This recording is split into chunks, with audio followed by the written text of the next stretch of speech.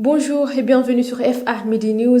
Selon SEP Global Rating, la guerre au Moyen-Orient a pour l'instant un impact direct limité sur les assureurs africains, malgré les tensions autour du détroit d'Ormuz. L'agence prévient toutefois que la hausse des prix de l'énergie, l'inflation et la volatilité des marchés pourraient fragiliser le secteur si le conflit se prolonge.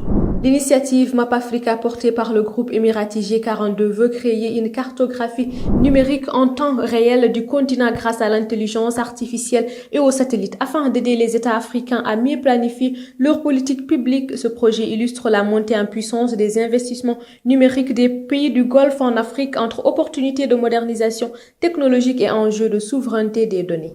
L'Institut national de biologie et de veille sanitaire de Pointe-Noire, inauguré par le président Denis Sassou Nguesso, permet désormais de réaliser localement des analyses médicales avancées grâce à 5 laboratoires spécialisés. Cette infrastructure moderne renforce la surveillance sanitaire et ambitionne de faire du Congo un acteur de référence en matière de recherche biomédicale et de sécurité sanitaire en Afrique.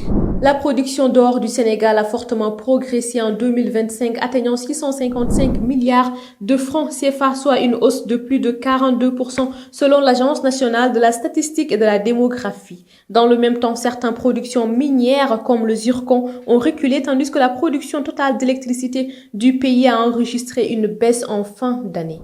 La Financial Regulatory Authority a approuvé la création du fonds d'investissement Al-Ahri Green Agriculture Group dédié au financement de projets agricoles en Égypte. Cette initiative vise à attirer davantage de capitaux vers l'agriculture, un secteur stratégique pour la sécurité alimentaire et le développement économique du pays.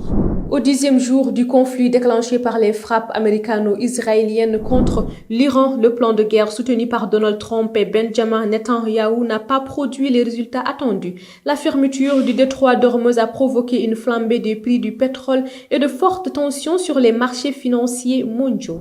Et pour finir, le groupe bancaire sud-africain African Bank a nommé Zwelibanzi Nelson Maniaty directeur général par intérim après la démission de Kennedy Bungan.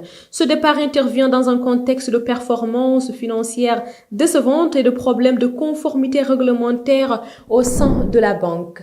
C'était tout pour aujourd'hui. Merci de votre suivi.